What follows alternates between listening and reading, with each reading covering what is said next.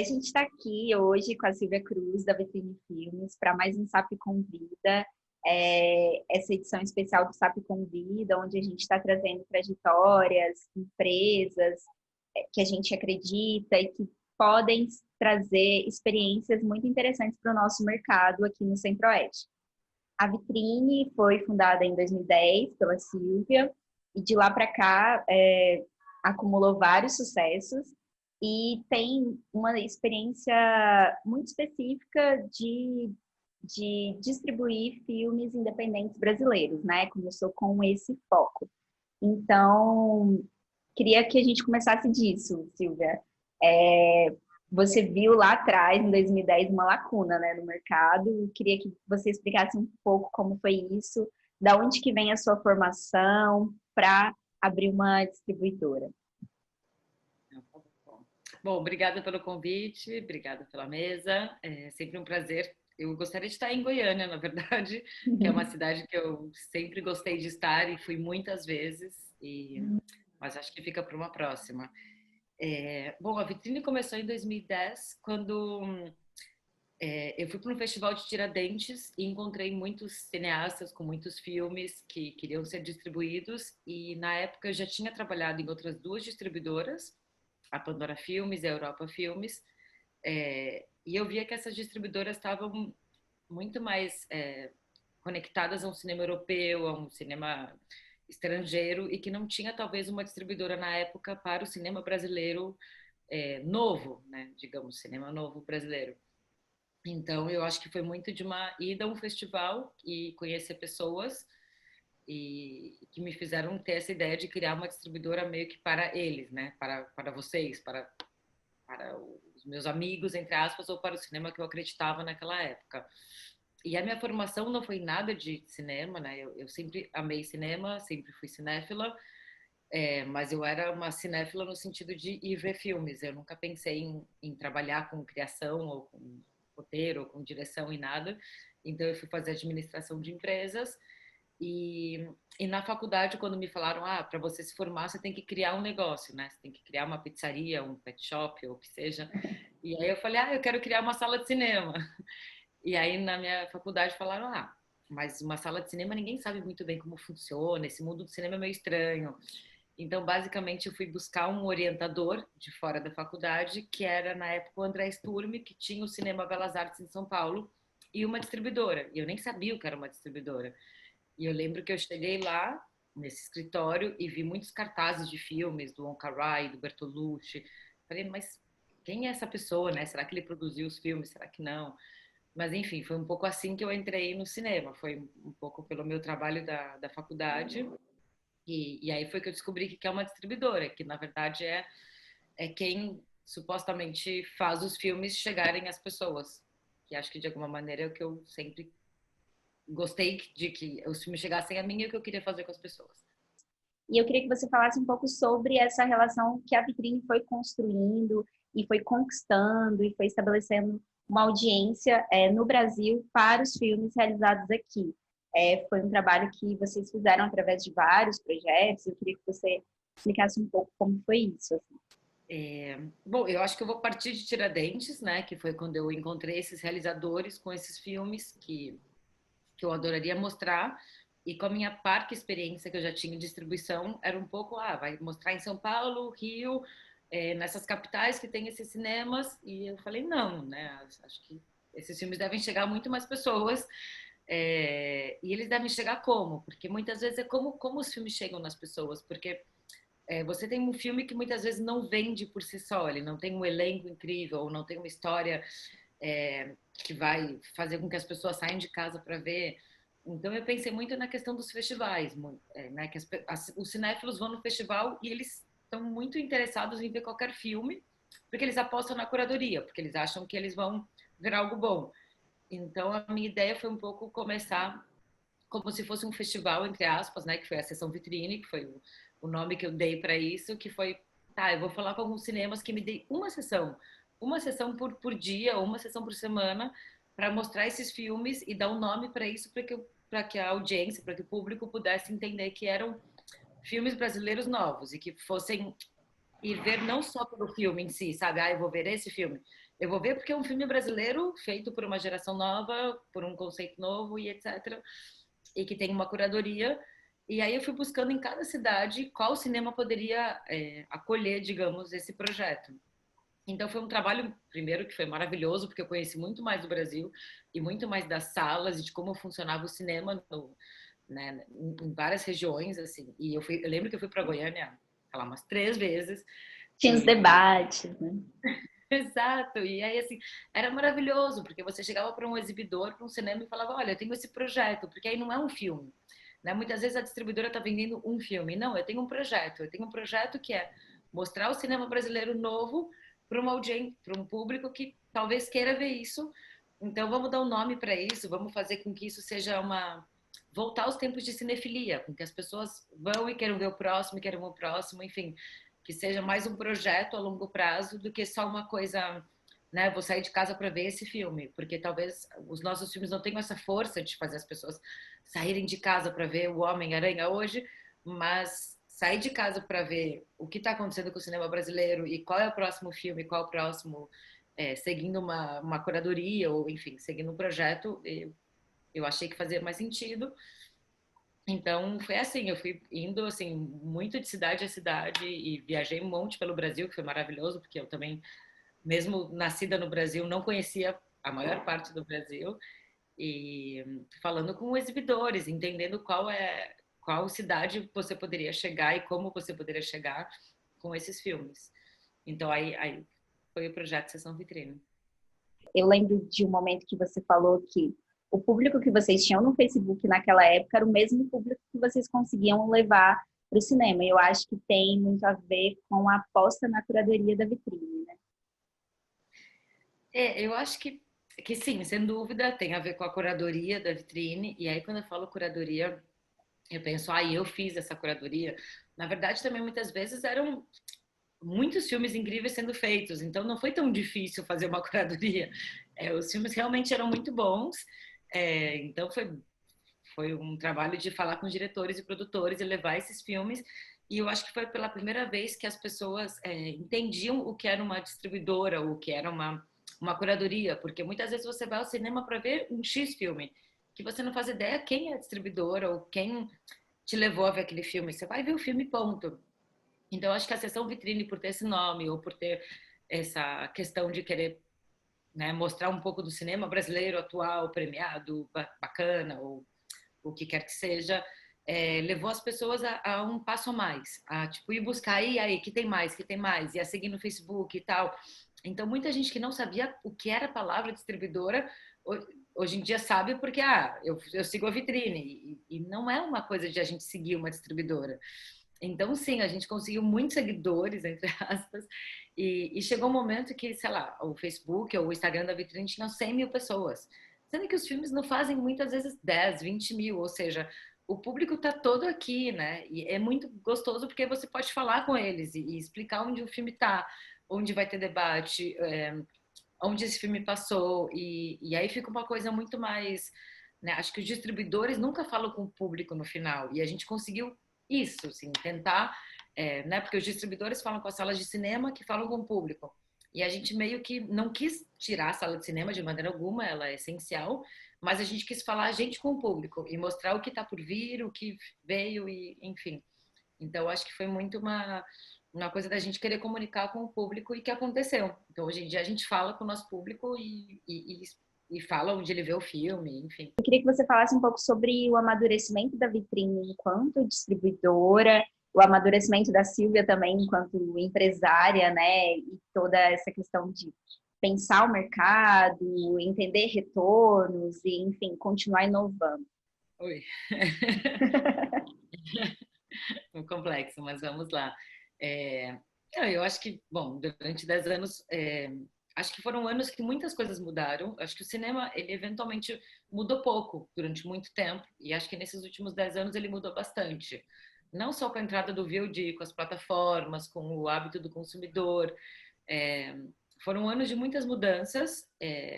Foram anos que também surgiram outras distribuidoras que também apostavam no cinema brasileiro, o que foi maravilhoso.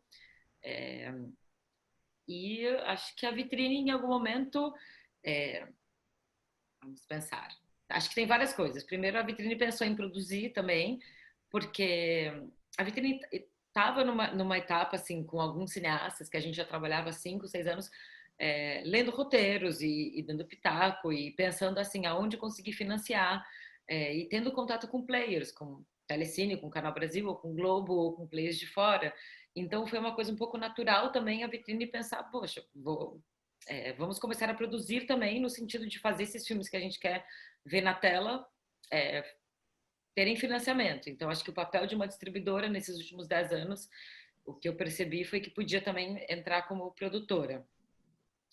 A questão dos filmes comerciais foi uma aposta que foi muito louca, mas que sim, teve um momento que eu falei, nossa, tem filmes comerciais que são comédias, que dão muito dinheiro e a vitrine eventualmente precisa de fôlego para se sustentar, mas eu nunca faria isso com a marca da vitrine, então a gente criou uma outra empresa que nada tem a ver com a vitrine, onde eu era uma sócia, e foi muito bacana, porque além da experiência de lançar um filme comercial, foi uma maneira de a vitrine ter um respaldo financeiro, digamos assim, de continuar existindo para poder focar nos filmes independentes e brasileiros que a gente ama e continuar nesse mercado, que é um mercado muito difícil. Então foi super bacana. Então a vitrine acho que teve esses passos. Eu, como vitrine, como mãe, também tive alguns passos que foram.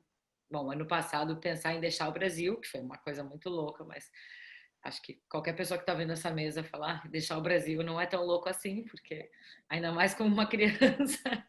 Mas aí eu pensava, mas o que eu faço com a vitrine, né? Que foi minha primeira filha, e é o meu filho.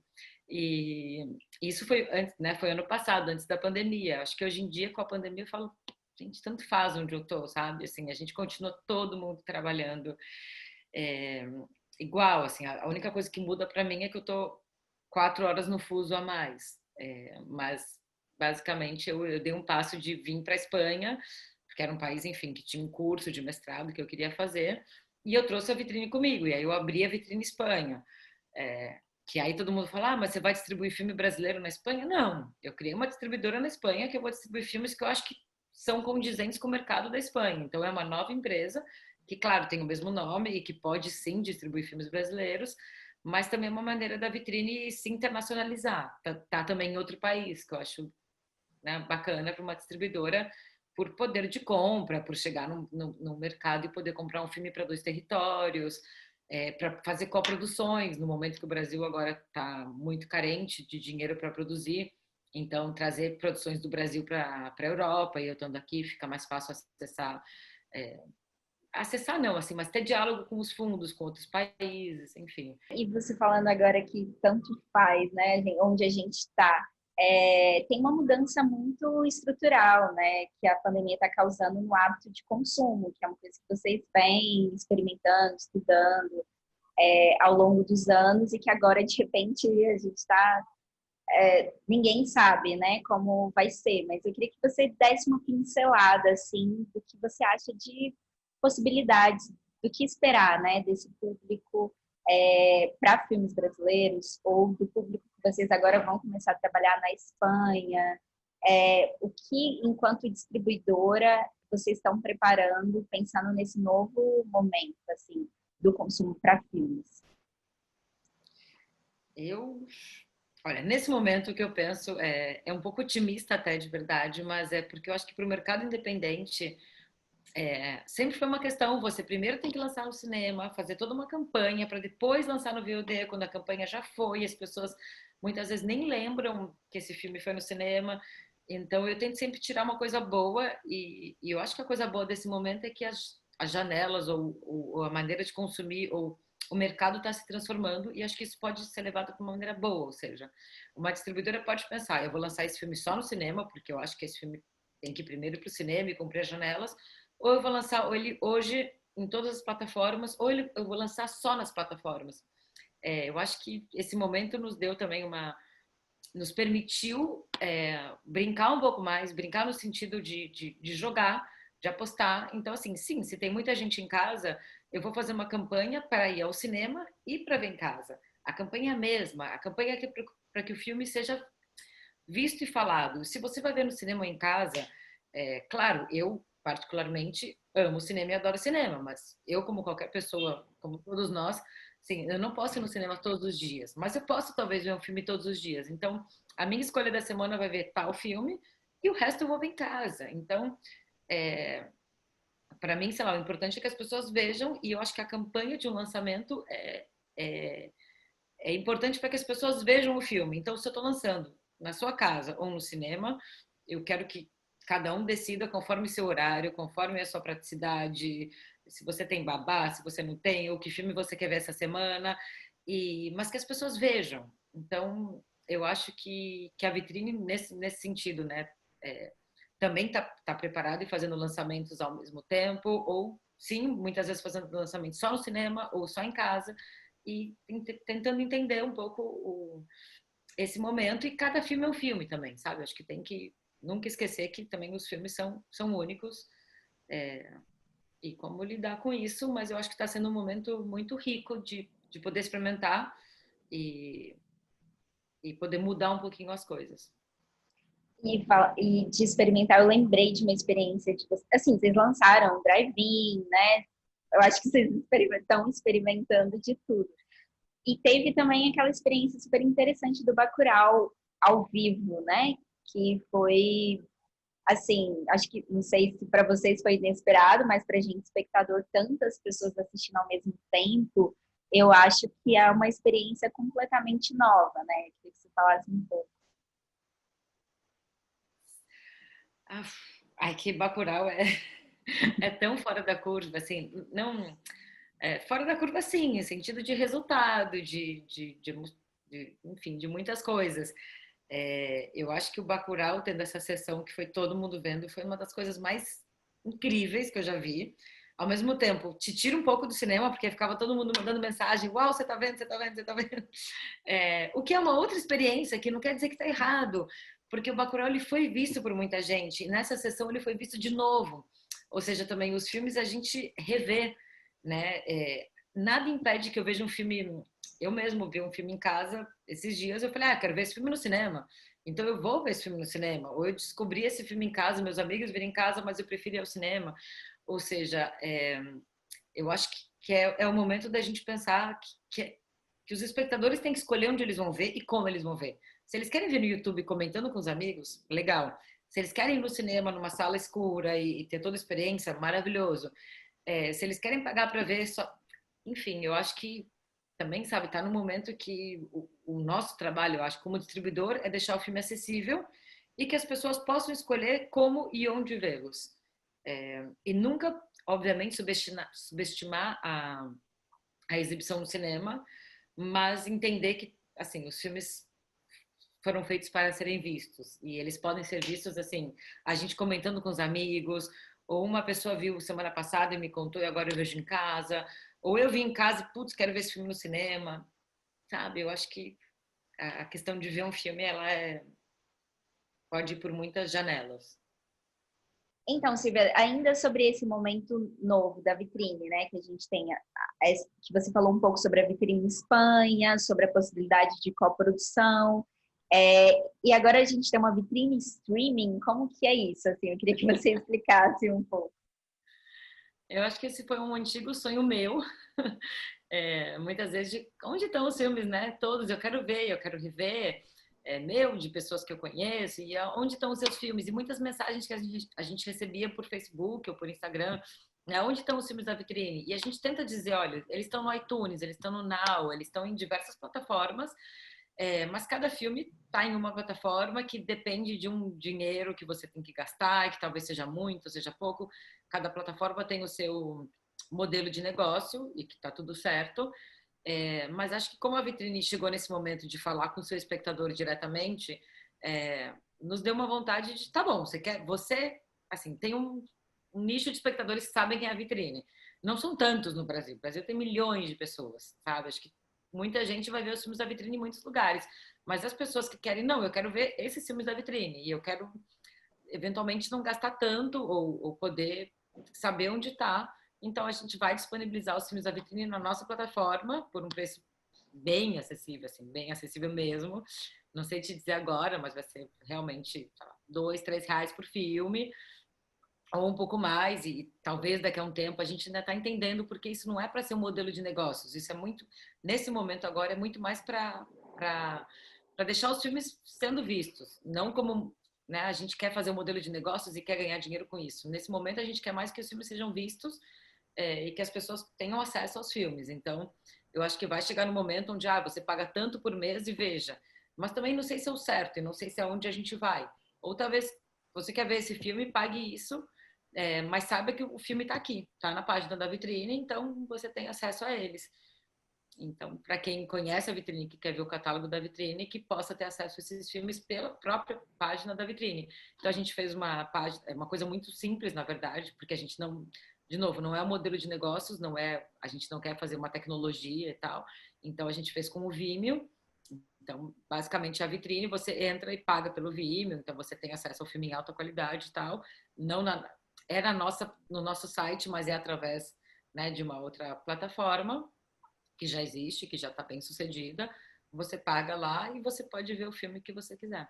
Então, nesse momento, a gente está subindo todos os filmes para poderem ser vistos. Incrível, muito, muito boa notícia, eu acho isso, especialmente agora, né, que a gente tem possibilidade de ver muitos filmes de casa. E acaba que vai ser também outro momento de experimentar o público, né, Silvia? Assim, como vai se comportar. E que filme que eles vão ver, né? Assim, tem muitos filmes, quais vão ser os filmes mais vistos, qual que as pessoas querem. Eu acho que vai ser, de novo, voltar a ter um contato com o público final, que muitas vezes as distribuidoras não têm, elas têm contato com os cinemas. E acho que a gente tem muita vontade de ter um contato com o público, né? O que vocês querem ver, o que vocês estão vendo e, sei lá, talvez disponibilizar curtas, médias, assim, porque, claro, quando você chega numa plataforma online, você pode fazer, né? O céu é o limite. Então, nesse sentido, a gente pode talvez disponibilizar curtas, médias e dependendo do que o público quiser, pode ter coisas a mais lá que não estavam nos cinemas. Então, isso é muito bacana.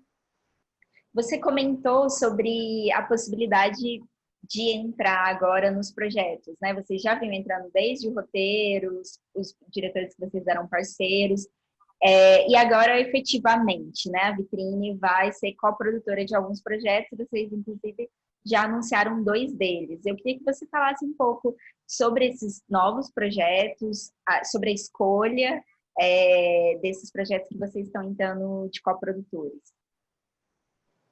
Tá, vamos lá. Primeiro, a nossa vontade de entrar como coprodutores, claro, primeiro, talvez esses filmes que sejam financiados o quanto antes, ainda mais nesse momento que o Brasil acho que está carecendo muito de fundos públicos e de editais, ou da maneira que a gente conhecia, né, financiar filmes. Então, como se financia filmes hoje em dia? Ou é com parceiros privados, que acho que a distribuidora muitas vezes tem mais acesso aos canais, ou aos streamings, ou às coisas do que os produtores, ou é através de coproduções com outros países. Então, também vejo que nesse sentido talvez a gente possa entrar junto de já ter muito conhecimento nisso. Então, essa questão de produzir não é assim, não é que a gente vai estar no set produzindo, é mais esse sentido de fazer tornar realidade e buscar fundos e a melhor maneira para que cada filme seja feito. Os 2 primeiros filmes são, o primeiro é o Hijas del Fuego 2, que é uma continuação do filme Hijas del Fuego, que é um romance, pornô, lésbico, tudo, assim, enfim, é um filme que a Vitrine teve muito prazer em distribuir. Eu acho que diz muito sobre os filmes que a gente quer mostrar, sobre filmes, enfim, que saem também, que discutem coisas que a gente acha que tem que ser discutidas e tem que ser mostradas e tem que ser filmes. E imagina uma continuação, assim, a gente tem poucas continuações, né? As continuações são sempre dos blockbusters, então ter uma continuação de um filme enfim, desse tipo é maravilhoso. Então a gente entrou como coprodução, como coprodutor com outros países, então estamos financiando com parceiros privados. Digamos assim, parceiros privados, quando eu digo, é canais de TV e outros fundos que não os fundos que a gente estava acostumado a financiar. E por coincidência, o segundo filme também é um filme que não seria financiado por fundos públicos, porque ele é um filme muito político, que é o segundo não, né? É o sexto longa da Maria Augusta Ramos, mas que é o que ela fez depois de O Processo, que contava toda a história do processo, né, da Dilma e tudo isso, e que vai chamar, nesse momento, um título provisório, Justiça sob Suspeita, mas que, não sei se vocês lembram quando acabou o processo, né? Acabou o processo, Dilma, tal, e o que acontece agora? Bom, Bolsonaro chega no poder, Sérgio Moro tá lá, e aí Sérgio Moro sai, tal. Enfim, é um documentário da Maria Augusta Ramos, que acho que muitos conhecem, que é um filme que, obviamente, não seria financiado nunca no Brasil, ainda mais nesses tempos, e que nos dá muita vontade de buscar parceiros lá fora, buscar parceiros privados no Brasil, enfim, e que esse filme seja feito, porque acho um filme importantíssimo que seja feito, e ainda mais por ela, e que mostre esse retrato do Brasil. E a gente está buscando outros filmes, enfim, filmes que a gente acha que a gente possa contribuir, que a gente possa trazer parceiros, e filmes que a gente acredita que tem que ser feitos, que são muitos. Silvia, tem um desafio novo, só para a gente finalizar, né? Assim, é que o mercado se adaptou rápido, digamos assim, do audiovisual, né? Os eventos eles começaram a ser online. Eu acho que talvez a Marché do filme, que é um grande mercado, tenha sido o primeiro, mas de lá para cá vários outros mercados. E agora, com a Vitrine Espanha, com a Vitrine Coprodutora, com a Vitrine Filmes mesmo, são muitos desafios novos, né, nesse ambiente. E a gente ainda não sabe bem quando a gente vai ter a real retomada da normalidade, né? Então, queria que você falasse um pouco sobre esses desafios de distribuir os filmes, de vender os filmes, de buscar parceiros para os filmes, né, nesse contexto. Acho que, de novo, eu acho que esse contexto, ele é ruim e não é. E aí eu dou exemplos. Por exemplo, eu estou aqui falando com vocês de Goiânia, eu estava semana passada no Ventana Sur, um evento que vai acontecer na Argentina daqui a um mês, mas que eu já gravei uma mesa. Alguns minutos atrás eu estava no BR Lab, que é um evento do Brasil, e eu participei da Expocine e também agora do ITFA, que é na Holanda. Ou seja, então tem coisas boas no sentido de pessoas que a gente não precisou mais se locomover ou viajar ou deixar nossa família ou não sei o que para participar de alguns mercados ou para estar em alguns lugares. Então, acho que tem uma coisa muito boa nisso, assim, de alguma maneira as pessoas se aproximaram. É horrível porque não é fisicamente, mas foi um pouco mais democrático. De alguma maneira, a gente está participando de muitas coisas que a gente não participaria se fosse nos modelos antigos. Então, o mesmo eu acho que acontece com o cinema. Pensar que assim, então quando vier a vacina vai ser tudo igual? Não. A gente aprendeu tanta coisa boa nesse meio tempo. A gente aprendeu que a gente pode ir no festival e participar do Marché do Filme da sua casa, com a sua filha no seu colo. No seu colo não, mas enfim, do lado. Então, o que eu acho é que as coisas vão mudar tanto, e a gente aprendeu tanto no online, que eu acho que o presencial, sem dúvida, vai ser sempre a melhor coisa do mundo, mas a gente entendeu também que ter o lado online é muito mais democrático e faz muito mais pessoas participarem. Então, eu acho que isso é para os festivais, eu acho que isso é para distribuição, acho que isso é para exibição. Então, na minha cabeça, assim, vai vir uma vacina, as coisas voltam a ser físicas, mas a gente aprendeu que elas podem ser físicas e online. Ou seja, na distribuição, não é que eu vou voltar a só lançar meus filmes sempre no cinema e esperar mais 3 meses para lançar no online. Não.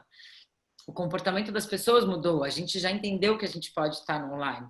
E um festival, se ele passar só fisicamente, só quem está em Cannes pode ter acesso a isso, sabe? É um pouco...